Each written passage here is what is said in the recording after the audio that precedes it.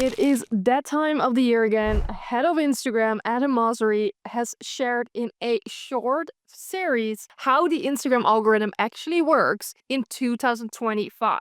Now, as someone who manages her own Instagram as well as client Instagrams for years and years and years, I'm going to be sharing my honest thoughts and insights on what Instagram said on how the algorithm works and to set you up to grow faster than ever in 2025. Hey, my name is Mail and I own a $500,000 social media marketing agency, and I now help social media managers like yourself do the same. Now, let's dive in. So, the first thing he touches on is two types of categories, and that's reaching your followers versus non followers.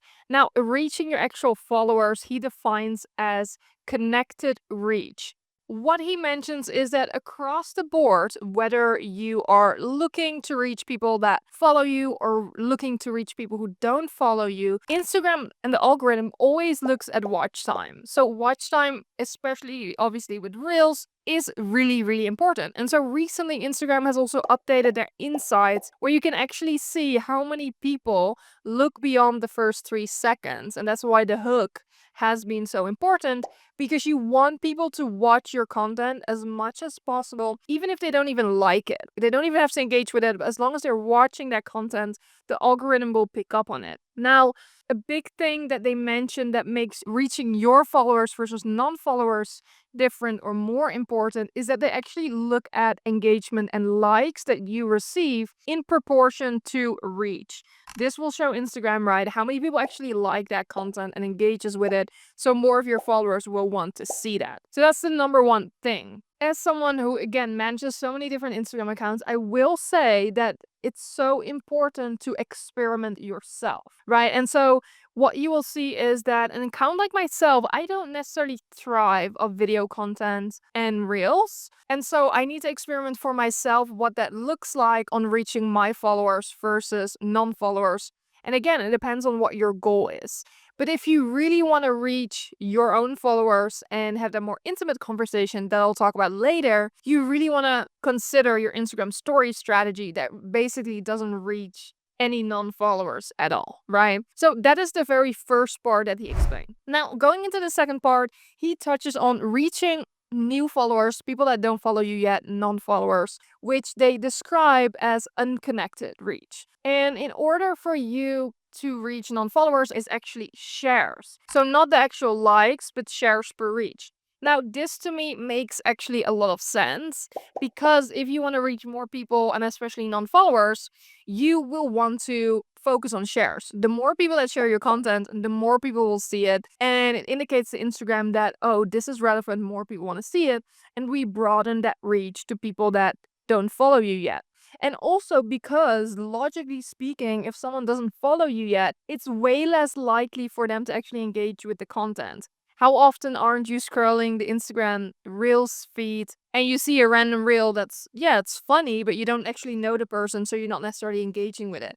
So this actually makes a lot of sense. Now, he touches mainly on Reels in the first part of his series, but he does mention that if you want to reach whether it's non-followers or followers and get more visibility, and you're posting static content like carousels or photos, to add audio to your content. Now, I've tried it for myself. I don't post any static content anymore without audio, and it's true. It performs better, and the reasoning behind this is because it actually gets suggested in the Reels feed. So similarly to how you see on the TikTok feed where carousels immediately get music and it shows up almost like a reel or a video, but it's like a slideshow. That's exactly what happens to your carousels and static content when you add audio to it on Instagram.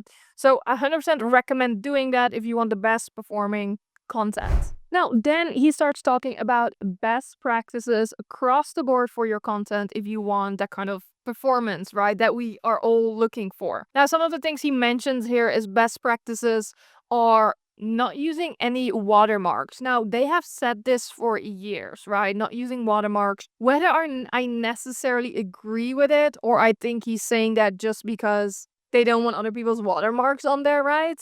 I don't think it actually really matters. But I would obviously take into consideration that downloading your content, if it's off another platform, making sure it doesn't have watermarks. This is really easy to do. If you want to take something off TikTok, you can use snaptic.app. If you want to take something off Instagram itself and use it elsewhere, or even repost it on Instagram without a watermark, you can use a website or Chrome extension actually called Instagram Downloader, and I will drop them here so that you can check them out to make sure you're not using watermarks. Now, other things he mentions here is to keep your reels below 3 minutes. So they have expanded their limit, or they've mentioned you can now create longer reels to up to 3 minutes. And yes, you can even post a video that goes beyond that and it will still get posted as a reel, but they really want you to keep it below 3 minutes. Now, just because they launched something that you can now do up to 3 minutes for an actual reel doesn't necessarily mean you should, right? So what I think, going back to what they initially said with watch time, you want to just focus on what captures your audience actual attention. How long can you get them to watch? If that's 3 minutes, great. But if you can't keep their attention and get them to actually watch, then you don't have to extend necessarily your video time. Instead, I would want you to focus on what gets them hooked in the first 3 seconds, right? Longer than those 3 seconds, and then keeping them engaged. So if it's good storytelling or maybe vlog style that's very intriguing and interesting, people will definitely want to wait till the end. Similarly to we see when someone does a transformation where people have to wait till the end to actually see the result. So that's another thing to keep in mind. Now, they also bring up account status. Of course, you have to make sure you don't violate any of the Instagram rules and things like that to make sure that you're in good lines with them and your content actually gets shown. Then very lastly, they start talking about shadow banning. Now, I personally don't believe in shadow banning at all, and he brings it up as well to where people believe they will get less reach or their reach will get put down by Instagram.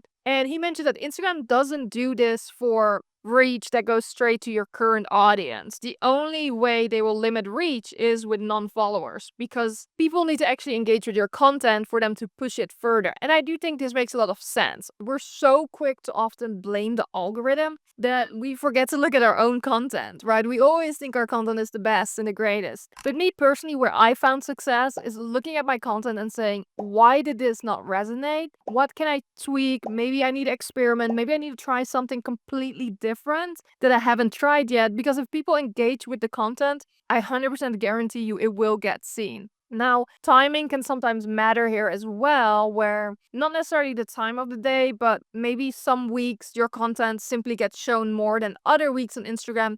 Maybe because you had another post pop off, right? That could be one reason. Or maybe because you were engaging more in the DMs with your audience, so they were more likely to actually see the content. Maybe your audience was more active and online during a given season versus another season.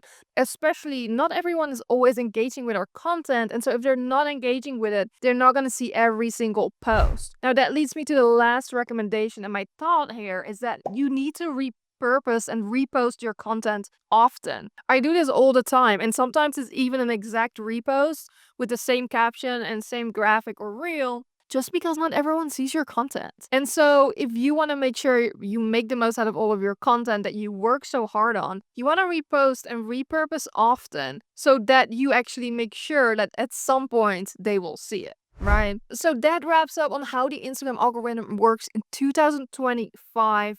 I'm actually really excited to see some of the new features they're bringing in, such as trial reels that's coming in now that I actually have access to, but I know not everyone has access to. And that would again be another way for people to get in front of non-followers and get more visibility and reach. But if you want to stay up to date with all things social media, platform updates, and all of those things, make sure you hit the subscribe button, and I will see you in next week's video.